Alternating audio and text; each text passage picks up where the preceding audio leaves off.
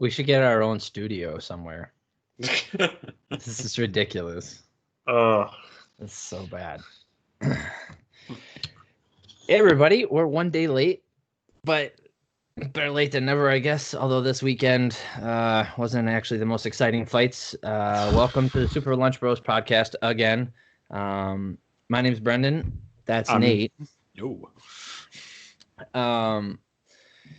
This is if you're listening to this on Spotify, we have this up on YouTube.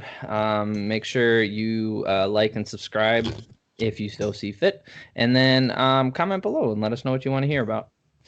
All right, let's get to these lackluster fights / card. It's.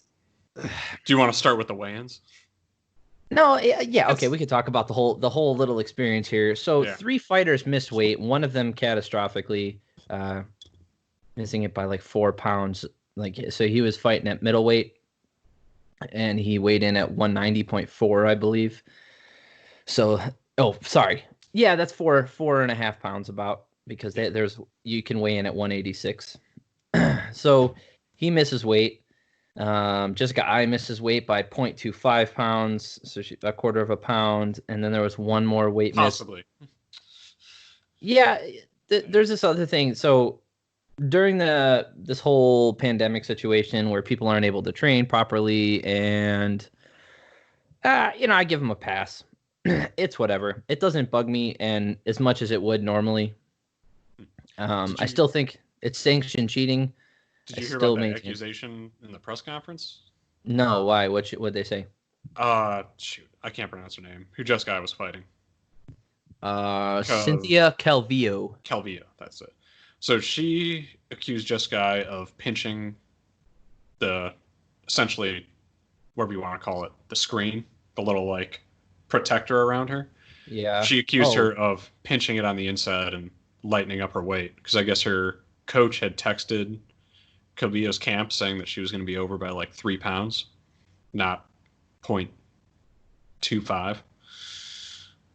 Okay, I mean, who cares? Nothing was for a title. This wasn't a title eliminator. Nobody on this card had prospects of putting themselves in title contention. This was I don't know if it's been coined yet. We're going to call it a continuation card. A super prelim. Yeah, no. I mean, it's not that bad. So, in the term there's a term in poker, at least in Texas Hold'em, where if you're the pre-flop aggressor, you bet. Okay, so despite what comes out on the flop, even if you miss completely, it's called a continuation bet. You just bet again because you were the pre-flop aggressor, therefore, continuing the aggression. That's kind of what's going on here. Is they've been putting on cards and they've kept this, maniacal pace. And they're just going to continue it. It's just a continuation card, and it's okay. There are some people really shitting on this card and dogging on it. I mean, we weren't super excited about it, but I wasn't overly negative. It's not like it's a pay-per-view. Yeah, fuck y'all. Seriously, what do you guys want? They're putting on amazing fights this weekend. There's amazing fights in July. This is no different than any other year. To be honest with you, we would get at least 1, 2, maybe 3 of these cards a year regularly, and I'm completely fine with it. It was a free card, relatively speaking. It's a free card. Anybody could watch it. There's nothing like I said, there's no crazy implications from this card. It's just a bunch of people trying to get their name out there. Good. Yeah. Let's see. We don't have to cover everyone. There's some highlights. Let's see. Did Anthony Ivy got knocked out by Aguilera? There were some crazy knockouts early on. Tyson Nam gets off of his, I think it was a 2 or 3 fight losing streak with a big knockout. Julia Avila for bantamweight. So there was a lot of bantamweight fights on this card, similar to how last week they had a lot of flyweights. Flyweights? I don't remember now. Yeah. So, or maybe they had bantamweight last week too. Anyway, there's been a lot of bantamweight fights recently. Yes, last week it was bantamweight, men's bantamweight. This is women's bantamweight. They had 3 fights on here. So Julia Avila just walks forward and just starts punching the shit out of Gina Mazzani and ends up TKOing her within 23 seconds. Merab Dvalishvili, he's out of the Matt Serra camp, the Serra Longo camp. He looked pretty good. He's looked good before. He has there's a glaring weakness in his game, and it got him in trouble in one of his last fights. He puts himself in submissions a lot. Now he's able to muscle his way out, and he's a very good grappler, so he can get around them. But if he puts his head out there, like it's one of those things where like it's hard to break into the upper echelon and get past a lot of those fighters if you're constantly putting yourself in danger, because statistically speaking, even if it's unlikely that somebody catches a submission, like let's say it's 1 out of every 50 times. Well, if you're putting yourself in that position 25 times a fight, that means every 2 fights you're probably going to get submitted. So it's one of those things where like he clearly has the skills. He has insane cardio, can constantly keep moving forward. Decent striking. It's rudimentary, but he can hit pretty hard. And great grappling. Like he's amazing takedowns. It's just he seems to put himself in a bad position a lot. Maria Agapova versus Hannah Cyphers. Punches the shit out of her, and then mid transition, like getting on her back, gets a submission, rear naked choke. Yep. That one is decent. All right, Jordan Espinosa. Bunch of decisions. Yeah, Andre Fili looks all right. Yeah, I mean he's been back and forth. Charles Rosa looked okay. All right, so my favorite fight of the night: Marvin Vettori versus Carl Roberson. So we explained it last week. The build up to this fight was basically Marvin Vettori has been training for 4 or 5 months for a fight. First, it was supposed to be in March, and obviously that got canceled because of the canceling everything. Then he was supposed to fight him in Jacksonville last month, or no, 2 months ago, April. He's supposed to fight, when they were doing all the UFCs in Florida, he was supposed to fight him there, and that's where the whole blow up in the hallway happened, where Carl Roberson missed weight. And he says like, "Oh, I feel sick. I can't make it." And then he's walking around the hotel later. Marvin Vettori sees him, and he's like, "Dude, what the hell, man?" He's like, If you're walking around, you could fight. Like he was just like, if you're out and about, you can fight. Like, what are you doing? Sort of deal. Well, part of him, like, it's a lot of built up frustration. And then, he's been ducked a lot. I mean, these are his words, so take them with a grain of salt. But based off of his performance and his past performances and his ranking, which is none, I can see why a lot of people don't want to fight him. He's very good. He's a slick grappler with decent striking. And like I said, he took, Adesanya to a split decision, deservedly or not. It was a close fight. It was not a blowout from Adesanya, which is saying something. So they have that whole blow up in the hallway. And, he basically just like he starts screaming at him. He's like, "Fight me now, fight me now." It's like, what the hell? And then he's campaigning for a fight. The last 3 weeks, he's been trying to get anybody to fight him. He's like, "Hey, I'm ready. Anybody falling out, I'm ready. They reschedule it for today. Carl Roberson misses weight, like we said, by 4.5 pounds. And then in this fight, there was a little bit of back and forth where Vettori looked like he wanted to kill him. Like there was no point where he was like, "Oh, cool, we're just gonna relax and let this play out how it play." No, it was like, "I'm going to kill you. I'm going to kill you." Like he's waiting for him to do anything. Like, I'm gonna kill you. I'm gonna kill you. Yeah. So he's very tense, and Carl Roberson was able to keep him away with a couple good shots. He used his jab all right, and his striking looked a little more crisp than Vettori's, so he was able to keep him away. And then when Vettori went in for the takedowns, which he got regularly and easily, Roberson was able to reverse some of the positions, put himself in advantageous positions. But Vettori it always felt like he was in control. If you watch the fight, he easily got out of bad positions, and he did the same thing as Maria. Yeah. Where mid-transition, taking the back, he ends up sinking in. He sinks in the rear naked choke and puts him away in the first round. Good for him. I'm very happy. And if he can deal with these kinds of emotions and still get the job done as well as he did here, I'm excited to see what he does in the middleweight division, man. Like, The middleweight division over the last 3 years has gotten pretty good ever since the whole GSP taking the belt from, actually ever since Bisping won it. Like once Bisping beat Luke Rockhold, there was this kind of lull, like where he got to call his shots, rightfully so, and he didn't want to take a hard fight. Again, that's his prerogative. He wants to make money. He's been in the game long enough, and he's, fought his way. He had one more fight after that where he had a. Who did he fight right after Rockhold? He had a solid fight. No. So he fought Rockhold, right? Yeah. Wins the title. Fantastic. Great knockout. All right. Then he fought Dan Henderson. That's Henderson. Yeah. Yeah. So Did Henderson. Did he call that one out, or was that kind of put out? It was on the same card. So yeah. I think Dan Henderson finished. Yes, Dan Henderson did. He had that back and forth, like weird sloppy fight.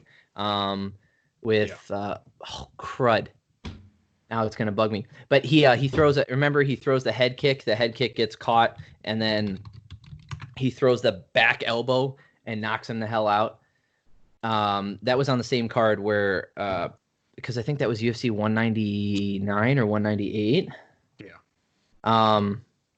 But Hector Lombard, 199. Yeah. So yeah, he knocks him out, and then because of their history with Dan Henderson putting, Michael Bisping on the highlight of all highlights, knocking him the fuck out at UFC 100. Bisping thought that was like an easier path to victory than any of his other challenges at middleweight. Rightfully so. He thought it was a big name, decent amount of money for that fight. And dude, Dan Henderson still caught him. Regardless. Yeah. Luke Rock, or he takes the fight with GSP. GSP chokes him out, I think, in the 3rd or 4th round. And then GSP vacates and says, like, I feel like I can't fight at middleweight. Like, my body is just, like, shutting down. Like, so ever since that happened, like, the whole Bisping era of middleweight it wasn't the best, but he deserved everything he got. He worked really freaking hard to get everything he had. So there's nothing, I'm not going to complain about it. But since then, since the whole GSP going away thing, it's been on fire. There's been a lot of challenges. Yoel Romero, Whitaker, everybody fighting in there. Like, and then the rise of Adesanya. You've got Paulo Costa in there. There's a lot of interesting stuff happening in middleweight now, and with Marvin Vettori in there, that's a scary prospect, man. He can hit hard, but he can also grapple his ass off. So I'm pretty sure he can take a shot too. So that's a dangerous challenge. So I'm excited to see what he does in the future.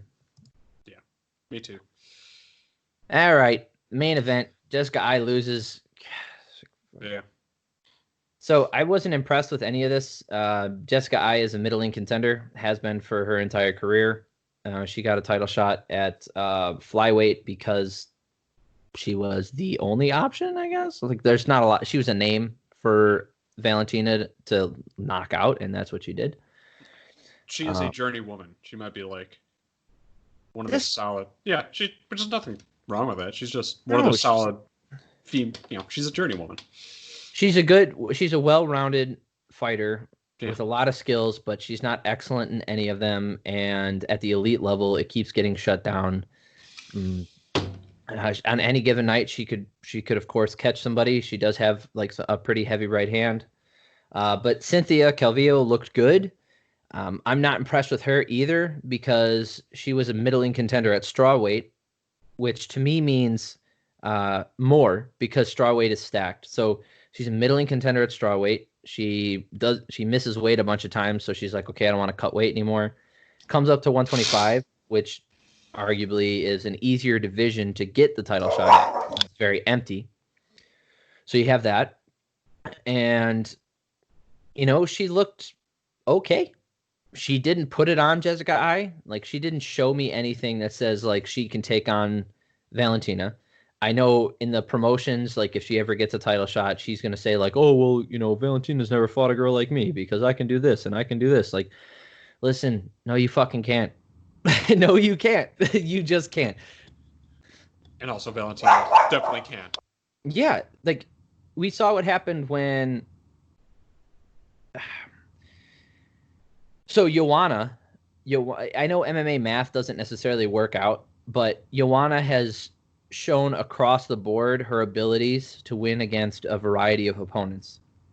So she's a good, like a good watermark for testing your ability in the strawweight division. But good news is she's already fought Valentina, like in Muay Thai, but also here in the UFC for the vacant belt, and she lost to Valentina.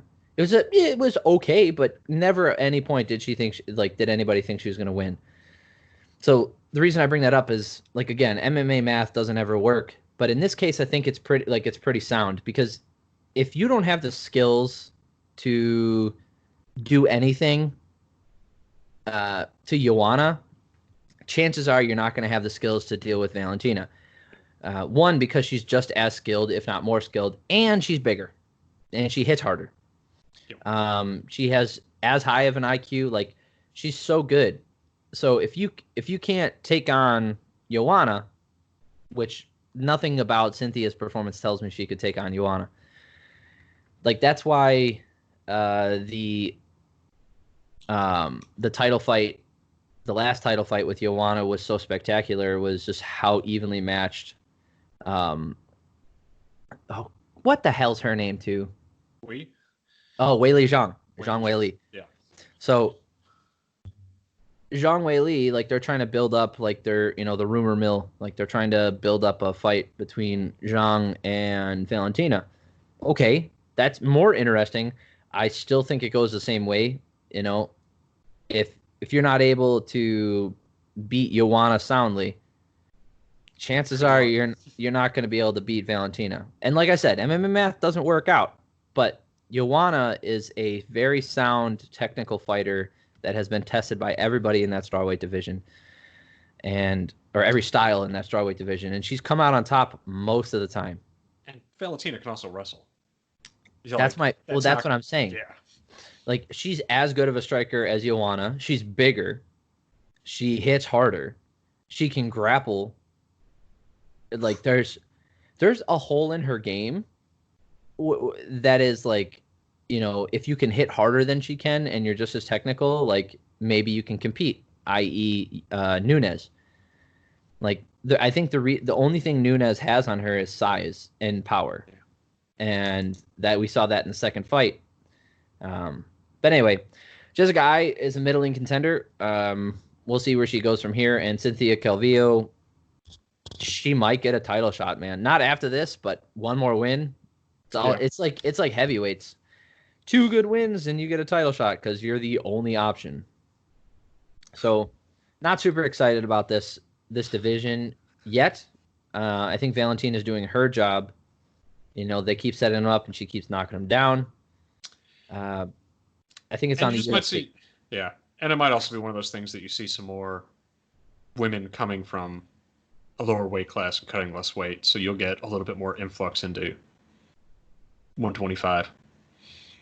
Yeah, because strawweight's going to get jammed up. Zhang Weili is really good. You got Rose in there. You got Jessica Andrade. And if they're trying to set up a super fight, that's just going to hang the belt up even more. So, you might have a better shot moving up.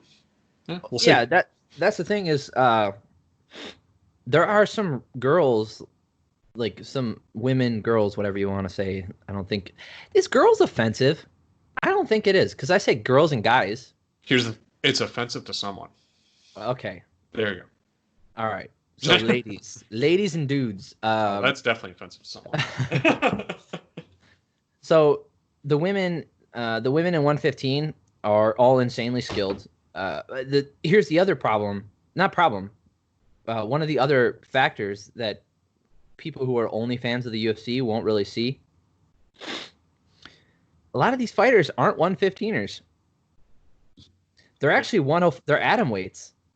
They fought at 105, but the UFC doesn't have a 105 division, so they just don't cut a little bit of weight, or they put on a little bit of weight. This might not be the ideal division for everyone who's in the strawweights, but because of all the reasons that we mentioned before, the average woman falling around that weight, the average athlete falling around that weight, and on top of that, there's no lower weight class, so even 10 pounds lower, those women are just going to not cut weight.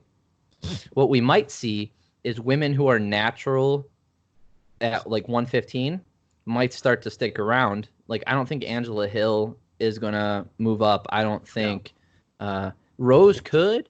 Joanna could. Claudia could. Gee whiz. Andrade could. That's what I'm saying. Like, there's a lot of these women who could move up to 125 because they're bigger. But then people like Michelle Watterson, she was an atomweight. She was an atomweight in Invicta. She doesn't have to move up. This is where she would naturally fight anyway, without cutting too much weight. So what we might see is, for a while, like you said, a lot of these strawweights moving up to bantamweight, some of the bigger ones, so they don't have to cut so much weight, and filling out, hopefully filling out these divisions. Because the talent pool at 125 is just not that good. And what I'm kind of waiting for and curious about is seeing more collegiate and like more collegiate female wrestlers making the jump over. Because I feel like there's kind of an untapped, like we've had a couple that make their way over, like what was it, McMahon? Yeah, Sarah McMahon. Sarah McMahon made the jump over, but like, especially from some other countries, I think you might see that as an option. I don't know. I'm just curious that I haven't seen more collegiate female athletes start to make that jump over, but maybe it's just because the money really isn't there as an incentive to push them to go through that training. Well, you also have Tatiana Suarez. That's true. Like, she was a wrestler as well, and she's gonna, when she comes back, if she ever can get, like, I feel bad for her because her neck's so messed up. She was losing feeling in her hands and her legs or whatever. Serious neck injury, and she's been working through that. But her skill level, as far as like wrestling goes, like, she's far and away ahead of the rest of these girls. So I think you could see a batch of female wrestlers come in and really just put it on a lot of those divisions, and whether or not they're champions, at least raise the skill level to where they maybe. I don't know if the talent pool in female wrestling is as high because it's a relatively new sport compared to other women's athletics. Mm-hmm. Like, women's athletics in general is relatively new, especially at the collegiate level. So that being said, there's not a lot of room to like pull a lot of athletes for. It's also, we don't have to get into it, but culturally in the United States, like, it's not like there's not a lot of avenues for women's professional athletics. And that's why I'm interested to see if the UFC is able to capitalize on that, and if the UFC is really able to make that market. Because I would argue UFC is I don't know if it's technically the fastest growing, but it's definitely the money-wise the best avenue for female athletes to go to. In the world, yes. Yeah, in the world. To get paid to be a professional athlete, I don't think there's a better avenue than the UFC. Yeah, so you might get some of the crossovers from soccer, but there's a lot of things where, like, if you're generally athletic, you can be successful in a lot of things, but women's basketball, women's softball, I'm trying to think of other college sports, women's lacrosse, that might be good. Yeah. There's some women's athletics, but I think we've already seen like the scene as far as like men go, like what sports breed the best athletes. It might be transfer into the UFC. Yeah, at least as we know it now, because we're not seeing. Are there any collegiate basketball players that missed the NBA draft that made the jump in? Yes. A couple heavyweights. But that's what I'm saying. Like, yeah, a couple NBA caliber athletes, or at least collegiate basketball athletes, football, those kind of things. Baseball, Stipe. Mm-hmm. Okay. But wrestling is obviously the go-to because it directly translates both in athleticism and skill set to fighting in the UFC. And there's just not a big enough pool of women wrestlers to pull from.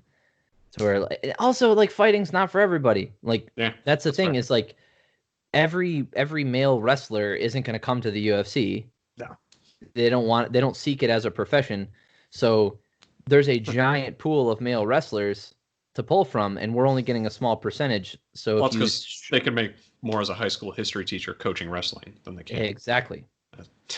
so now shrink that pool down to like a tenth of the size, whatever the number is, and then now take, even if the percentage is doubled of the women wrestlers who want to come to the UFC, it's still going to be a tiny number compared to the amount of men that are, the pool to pull from. Mm-hmm. All right. We got another card. We got a more exciting card coming up. Yes. Someone do you know Curtis Blaydes? Is this what I keep hearing? Like, I don't know who this is. Is he your best friend? Who's Curtis Blaydes? I heard he was your best friend. Best friend. Oh, that's right. He sent me a shirt. Now I remember. Yeah, that's right. Yeah. All right. Curtis Blaydes is taking on Alexander Volkov this weekend. So I will tell you that this test is, I don't know if it's harder than the last couple wins from Curtis Blaydes. Here, I want to look up Curtis Blaydes' his record, because I can name a couple people that he beat, like Junior Dos Santos, Alistair Overeem, Mark Hunt. He's really only, I think in the UFC, he's only lost to Francis Ngannou. Yeah. Which sucks. Been his biggest roadblock. Which sucks, because that's the guy like everybody's expecting to be the champ. Yeah, he's got 2 losses, and I think they're both to Francis. Yep. Yeah. He had the no contest versus Adam Milstead. Yeah. Okay. Daniel Omelianchik. Alexei Oleanic he beat. I forgot about that one. Mm-hmm. Mark Hunt, Alistair Overeem loses to Francis. Beats Justin Willis. I remember that fight because Justin Willis was talking shit the entire time. Like, I think he trains with DC. And he was just talking shit nonstop about Curtis Blaydes, like calling him like retarded and all this other stuff, and just being like a total asshole. And Curtis was just quiet. Curtis is from the people that I know who know him. Yeah, he's well, no, but I've heard that he's such a kind person, and he's not interested in hurting people. Like, he just really enjoys competition. Yeah. And he's very good at this. Like, he was an insane wrestler in junior college. Wisconsin Whitewater, I believe. He's more on the athletic side of fighting than the actual fighting side. Well, he's also, he's a really good fighter as well. Oh, yeah. But I mean, like, there's people that go in there with more of a fight mindset and less an athlete mindset, and there's some people that go more athlete, less fighter. But there's nothing wrong with that. He's also not known for talking shit. He's that's the other thing, is like, he doesn't come across as like an asshole, because he's not. And he also, he does have a speech impediment. So when you hear him talk, like, he's not super comfortable on the mic, and he doesn't want to, again, nothing against him. It's just, that's part of his personality. So Justin Willis is talking all this shit about him. And Justin Willis's nickname is Big Pretty. So at the end of the fight, Curtis just smoked him. It wasn't even close. Like, there was never a time in that fight where you're like, oh, Justin Willis could win. No. Curtis just fucking like ran over him, and like in a dominating decision, not a fluke, anything. Like, this guy just like made him his bitch for 3 fucking rounds. And at the end of it, and he's like, that's right, big titty, go home. Oh man. And then Justin Willis afterwards, he's like, oh, okay, he's making fun of me. It's like, dude, shut the fuck up. You deserve that. You don't get to talk shit. You don't get to talk shit for months and then be offended when someone like finally makes fun of you after he wins. Get the hell out of here. Anyway, I had to bring that up because it was really funny. I remember him in there. Justin Willis is all like, oh, big titty, go home. Then he beat Shamil Abdurakhimov. That's no joke. insane. Like, I don't know if you could tell, but he's Russian. Anyway, and then he knocks him out, and then he knocks out Junior Dos Santos. So again, to sum this back up, Daniel Omelianchuk, Alexei Oleinik, Mark Hunt, Alistair Overeem loses to Francis, beats Justin Willis, Shamil Abdurakhimov, and knocks out Junior Dos Santos. Anybody, like, I've heard some people poo-poo him and be like, he's not a well-rounded fighter, this and that, and blah, blah, blah. Like, he's not, nobody's excited for him to win a title. I will tell you what. Except us. Here's the thing. I get a lot of the same vibes with him that I did from Justin Gaethje, where people overlook him because he has 2 spectacular losses from the same guy, mind you. One of them was like a doctor stoppage because of the swelling, and the other one, Francis caught him behind the ear, and then I think the fight was stopped too early, but that's okay. You're taking punches from Francis, so whatever. Here's the deal. Volkov is also no joke. This guy shouldn't really, I don't think he should have, I want to look up his record. I don't think he should have a loss in the UFC.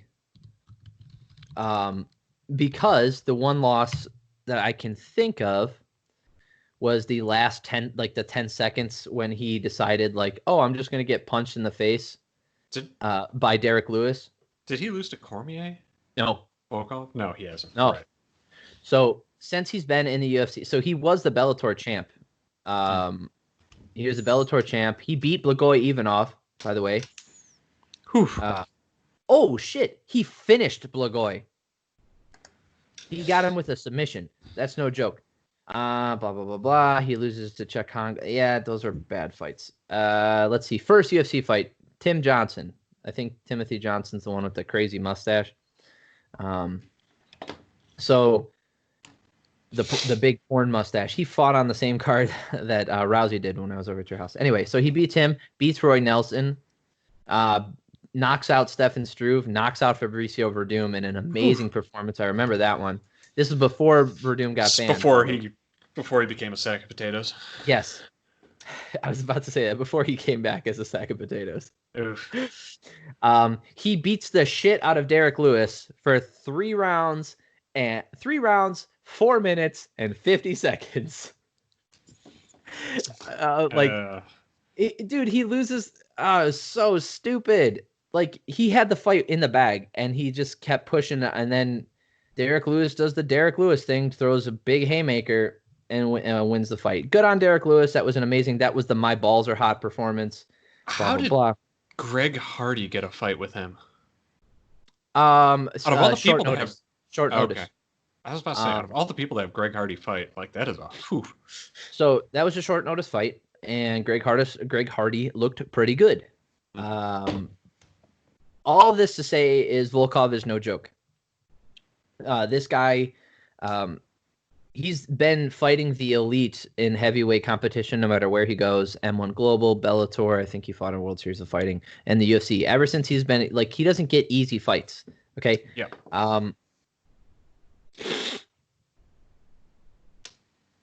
I'm picking Curtis because I love the dude, but also I really believe he's going to win. He can knock people out in the heavyweight division, which isn't saying a lot because it seems like everyone in the heavyweight division, just because of math, can knock everyone out. Is there anyone that's a heavyweight who doesn't have a KO win? Yeah. Maybe Greg Hardy? He got cut from the UFC a while ago. He popped for steroids. Okay. I forget his name now. But there are some technical heavyweights who don't have a lot of knockouts, and that's fine. It's just I don't think they last very long because the margin of error is so small. You have to be far and away the most technical. Look at Alistair Overeem. Mm-hmm. As technical as he is, and as good at not getting hit as he is. Now we've been over this. You can be like, but he's got knocked out 5, 6, 7 times in the last year. Fine. Let's look at who's hitting who else he's fought and how not getting hit. Sorry, that's a clunky sentence. But let's look at how good he is at not getting hit by everyone else. The margin of error is so small, and we know his chin is gone, and he's still winning fights in heavyweight. That is saying a lot about Alistair Overeem, and even he can't do it. He's a great defensive striker now, and he still can't fucking do it. So I think anybody, if you don't have knockout power in the heavyweight division, you better be Cain Velasquez level wrestling, or DC level wrestling. And if you don't have either one of those, and you're just a really technical striker, I don't know how you're going to do it. Also, if you don't have knockout power at the heavyweight, I don't know what's wrong. Like, there's something wrong with you physically. Well, it's just you're not a. Yeah. I mean, you can't hit hard, and at the heavyweight division, that's a big deal. Like, you can get away with that stuff in the lower weight classes with pure athleticism and skill, ability, all that stuff, but in the heavyweights, man, you have to have a power, because if they don't respect you, and they can take 30 jabs from you if they know you can't get knocked out. All they're looking for is one big shot to put your lights out. Volkov is kind of like that. He doesn't hit super hard. He's a very technical striker. Curtis Blaydes managed to take out two of the most technical strikers in the UFC, knocked them both out. Alistair Overeem and JDS.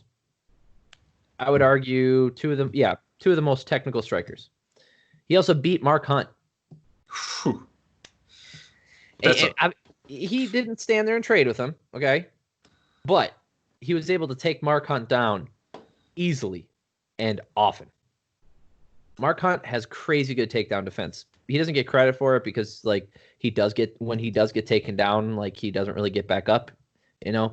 He weighs 280 freaking pounds. He's just like a giant dough ball who can knock everybody out. So it's not his skill set.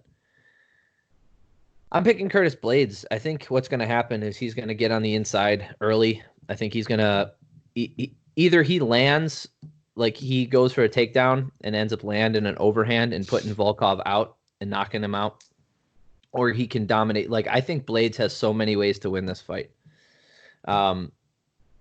He's so good at wrestling. It's shown in every fight. I think he's a real challenge for anybody in the heavyweight division. I think, to me, he's probably the third best fighter based off of, like, what I've seen in the heavyweight division. I think Stipe is the best right now. I think DC is right below him, and I think Curtis Blaydes and Francis Ngannou are tied for third. And I don't mean that as a detriment to Francis Ngannou either. I think he's fantastic, but based off of what I've seen, I can't put him at 1 or 2. And yes, he has beat Curtis Blaydes, so obviously the tiebreaker goes to Francis. So you could say he's third and then Curtis is fourth. But those two knockouts, one knockout and one doctor stoppage, they're blemishes on what I would consider like a perfect record for Blaydes. Like, he only lost to him, and I think he beats Stipe. I think he gives DC a run for his money. I think DC is a harder matchup for Curtis than Stipe is. And I love Stipe. I really do. I think he's probably the best UFC heavyweight of all time. We'll find out later this year when those two fight again. But yeah, Curtis Blaydes, I got him like 9 times out of 10 winning this fight. Like, yeah, like, from what I've seen from Curtis Blaydes, and I haven't seen a ton of Volkov fights, but just he's a very technical striker. Yeah. On paper, I got to go with Blaydes. I think. Also, Volkov has a giant tattoo of a manta ray on his back, so there's that. I don't know if I'm putting that in the pro or con section, but that's going in the interesting section. So, and I want to throw this at you. If you were to pick Curtis Blaydes, say he wins this, if you were to pick his next fight, who do you think it should be?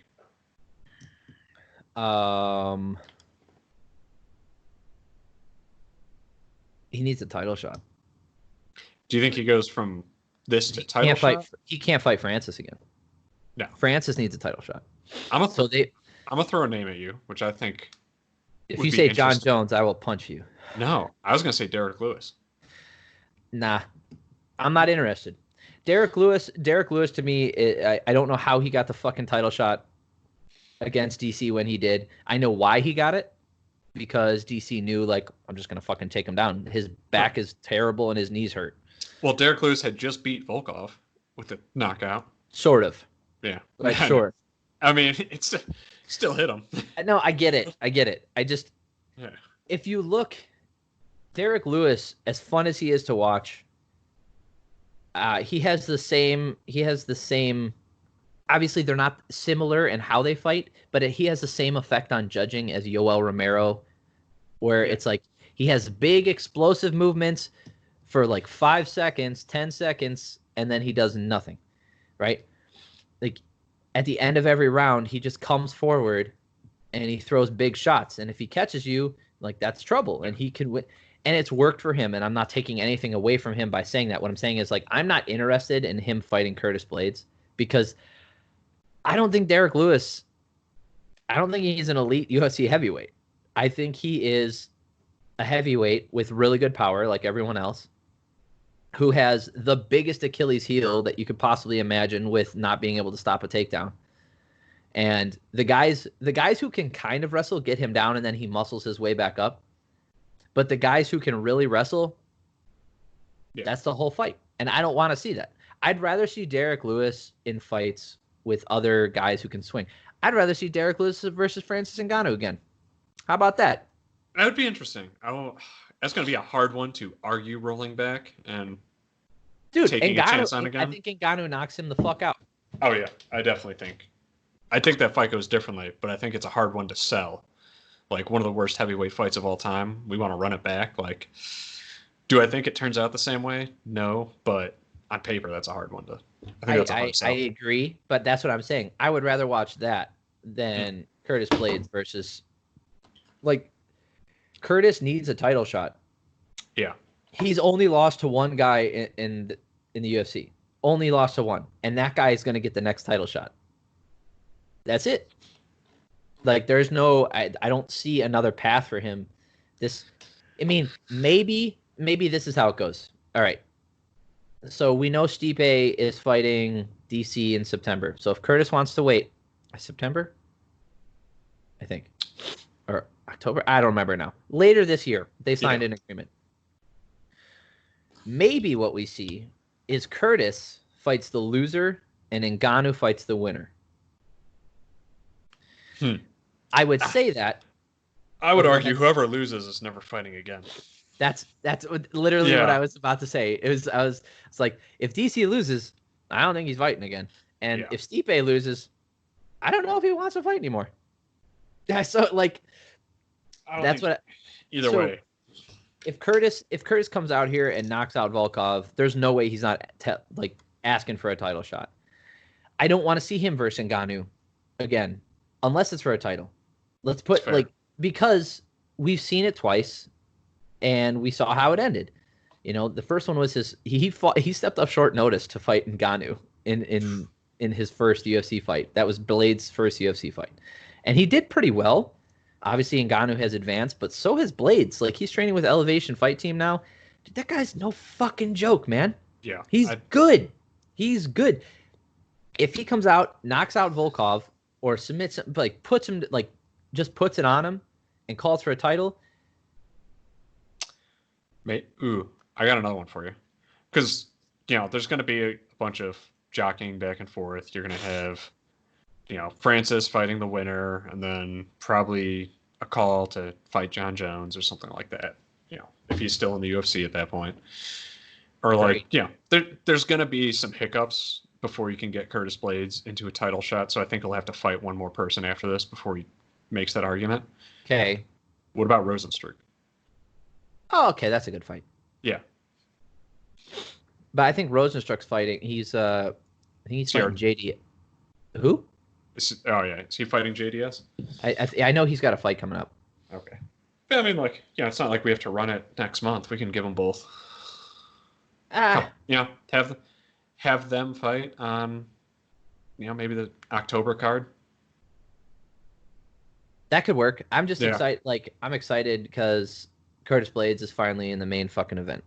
Yes. In a fight versus another highly ranked opponent and with title implications. So, and like I said, people have been poo-pooing Curtis Blaydes. Like, even people who think he's good, they're just like, well, he's just not as good, or they don't want to see him versus Stipe. I think he beats Stipe. I think he's got crisp striking, maybe not as good as Stipe, but he's got better wrestling. His cardio is through the roof. Like actual good cardio, not DC cardio, where like he just keeps sloppily pushing forward. Like I know Daniel Cormier gets a lot of credit for his cardio, rightfully so at heavyweight, fine. But there's a reason why when he says like in practice, Kane used to whoop my ass. It's because Kane had actual cardio. Yeah. Like DC has good cardio for a heavyweight. And also Kane is a legit heavyweight. Yes. Yeah, DC's an overweight light heavyweight, maybe even a middleweight. I was going to say, honest with you, if DC really wanted to, he could probably make middleweight, and may not even be shredded when he does. Yeah, he's very strong. He's obviously a great heavyweight. They're like one of the best heavyweights of all time. That's fine, and he's got good cardio. But we saw what happened when he fought Stipe the second time, or when he fought John Jones. Like this whole thing where like, oh, DC's got crazy cardio, like embracing the grind. I hate that phrase now.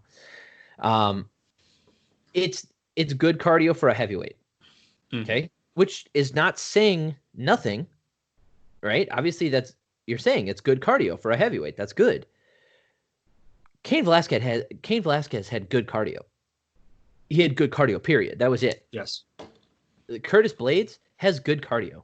I think he has better cardio than DC for how he fights. DC might have more crisp striking. He might have better wrestling. That's why I think Curtis Blaydes is kind of I think that's not a great matchup for him. I think DC can beat Curtis. I think it'd be a close fight. It would be interesting, and I'd love to watch it. I don't think it's going to happen. But I think Curtis can put it on Stipe. And I think he can hit harder than DC. I think he has better cardio than DC, and his wrestling might not be as good. He's not going to be lifting Stipe up in the first round for no reason, which I would argue is probably a good thing. Anyway, that's enough about the main event. I'm rooting for Curtis Blaydes. I will never not root for him. Yeah, I think he's going to win this one. I think Volkov could. It's heavyweights. Anything could fucking happen. Volkov could catch him behind the ear. I would never bet on a heavyweight fight. Period. That's a dangerous proposition to throw money on. Yeah, it is. Okay. All right. Co-main event. We got Josh Emmett and Shane Burgos. These guys punch really hard.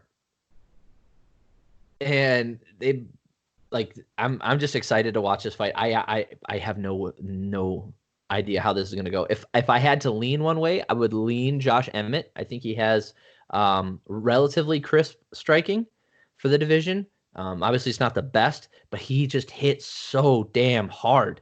Like, he hits hard.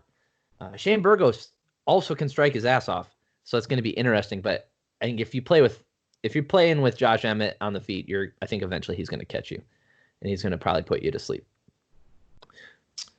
Yeah, I think honestly, looking at this card, this is a good fight night card. Yes, this is what it should be. Yeah.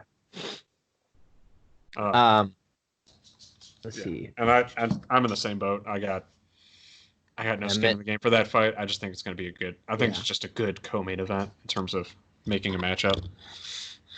All right, so we got Raquel Pennington versus Marion Renault. Rocky, I don't know when the last time she fought. Honestly. Yeah, I haven't heard that name in a while. I follow her on Twitter, and she always posts it because she's with Tisha Torres. They're like the cutest couple ever. Oh, she lost to Holly Holm last. Okay. Yeah, back in January. She beat Irene Aldana. Irene Aldana hits hard. That's a split decision. I don't remember that fight. Lost to Jermaine Durandamy. This fight this is a bad fight. Well, I mean, for her, this is like a make it or break it fight for her. If she loses this fight, she's still going to be around. She had a 2-year layoff after 2016. That's why I really haven't heard her. I think if she loses this fight, you know what? It's bantamweights. It's women bantamweight. She'll be around. She ain't going anywhere. She's won one fight since 2016. Like that's she's that's almost just not great for the career. Like if she loses this fight, she's 10-9. She's like getting close to being a 500. Well, here, let's put it this way: she fought Holly Holm back in 2015, and she was 5-5. She went on a 4-fight win streak. That's why she got the title shot against Nunes. And then remember that was the fight that Nunes just put it on her, and they're like, why didn't they stop it? Yeah. And then she lost 2, won 1. She's just a tough fighter. So I think if my memory serves me correctly, I think Marion Renault is a really, really good grappler. And that's Raquel's one of Raquel's weak points. It'll be interesting. I mean, again, I've got no skin in this one either. I think it's a good matchup and a good fight for a fight night. Let's see. We got Bilal Muhammad. I like watching him fight. He hits hard. Versus Lyman, good. I got nothing in that one either. I follow Bilal Muhammad. He on Twitter, he just never shuts up. He's always talking about something. He's funny too. I like him. And then Jim Miller is fighting for the 1000th time. Is that? He's been in the UFC forever. Yeah, I was about to say. I was like, is that still the same Jim Miller? No, this is an older version. Interesting. All right. Well. Okay, well let's look at the featured prelim fight. Clay Guida. I think he just fought Jim Miller. Talk about someone that's been in the UFC forever. Dude, Clay Guida can still hang, man. It's the way he fights. He doesn't take a ton of damage usually. I mean, his chin is starting to go, but he's still got that crazy style with his hair just flopping everywhere and him jumping up and down. He can still hang. I still love watching him fight. And Bobby Green is a disciple of the Diaz brothers. He fights just like them. He talks a lot of shit in there, but I'll tell you, he does not have the chin to fight like the Diaz brothers. He just doesn't. He doesn't have that chin. He's been caught a few times.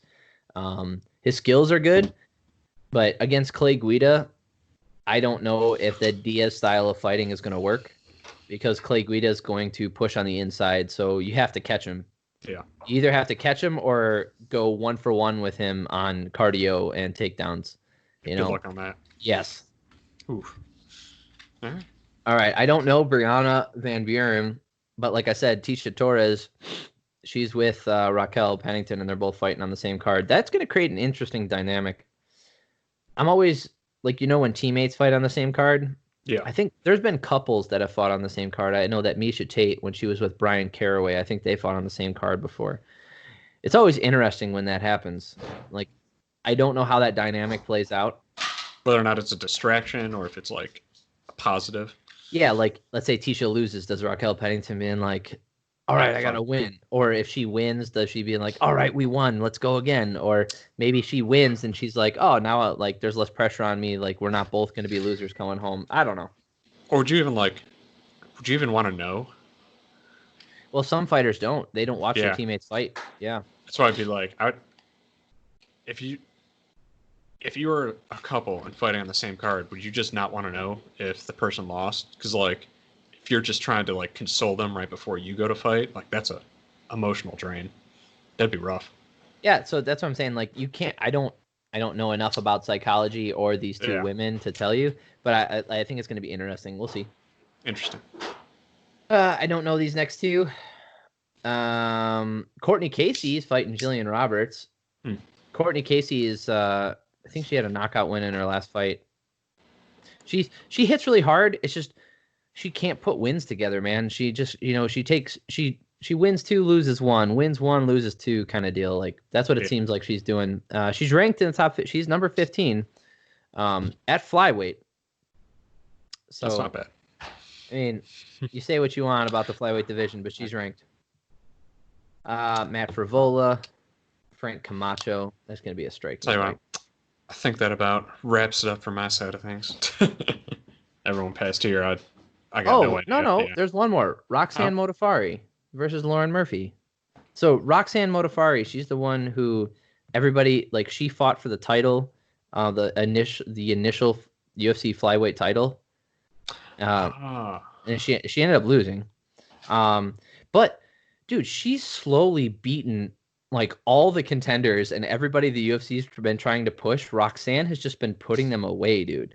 Like she is good, like really, really good, and she's been fighting forever. She doesn't hit hard. She's not the most athletic. She's just really like she's seen everything because she's been fighting since like 2006. Like she has been fighting forever, and I always root for her. She comes out like she always like wears like anime stuff. She's been doing that ever since forever. But she'll wear like the I know what you're talking about. Yeah. the Super Saiyan hair. Yeah, it's so cool. I love that stuff. I always root for her. Let's see who else is on here. That's it. But yeah, I'm actually excited for this card, man. Like I think this is a good card. I think this is I think I'm happy they didn't try and force this into being a pay-per-view. Ugh. I think more so for me, it's not because I'm gonna watch the fights regardless.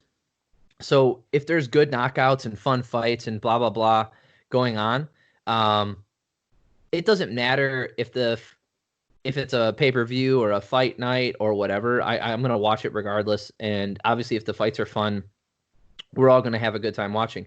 I think for me, when it comes to like a good card, you have a fight with title shot implications. You have a crossroads fight built in there. You have a fun, like a guaranteed fun fight, or almost guaranteed fun fight. You have different things, like, and maybe it doesn't deliver, or maybe it does, but you have expectations going into the fight. Whereas, like when you go in and it's a bunch of people you don't know, or a bunch of people you're like, oh, this is gonna be weird, boring, and I don't really care. You're not as invested.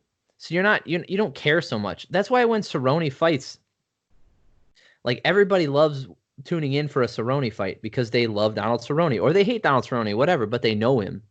And for me, that's a big deal.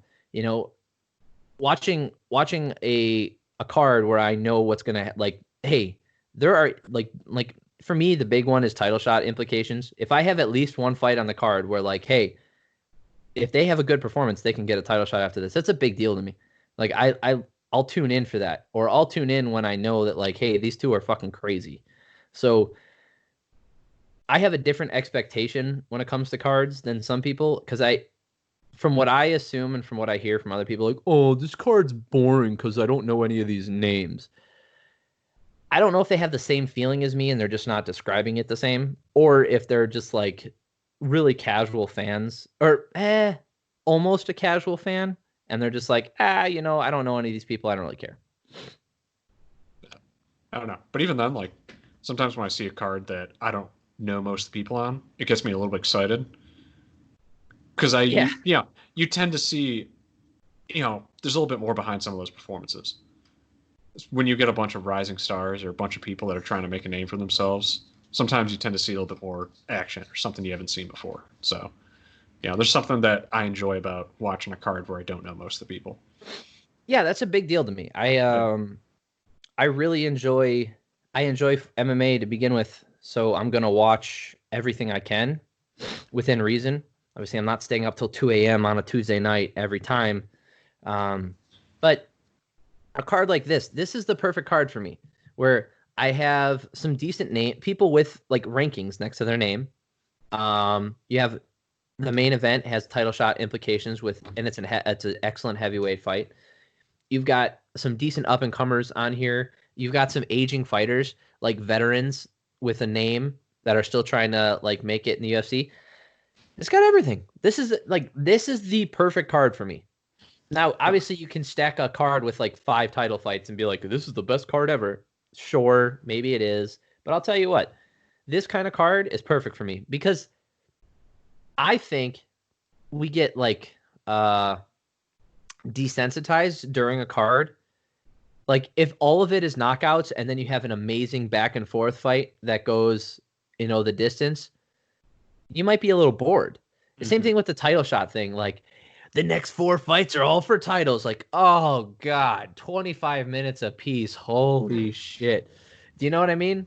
Yeah, I'm sometimes not a fan when I see a double title shot on the same card. So I'm like, ugh, that might be 2 long decisions depending on what the title is. Yeah. And like this, it has like ebbs and flows with the card. Like you could have a couple fights on here that surprise you and are super exciting, but it also gives you like some downtime. It's like to process the next fight coming up. Like, a couple veterans going at it, and like you get to watch a fight and see how that plays out. And then the next one is like an exciting, like 2 up and comers or like 2 ranked fighters. I think that's important for a card, is to have variety instead of just like, hey, it's all heavyweights who only knock people out, which, by the way, you get like sometimes you get a Derek Lewis Francis Ngannou fight. I was about to say you're guaranteeing a Francis versus Derek type of deal with that shit. Like, there's no way this is going to the cards. God dang it, Joe, shut up. You just jinxed us. All right, dude, I gotta go to work. Everybody, thanks for listening again. Sorry, this one's a day late. Yeah, like and subscribe, suggestions, everything. Like I said, if you're just watching this on YouTube, we have it on Spotify and the Podbean app. If you're listening there, then this is on YouTube and you can see our lovely faces. All right, later, dude. See you.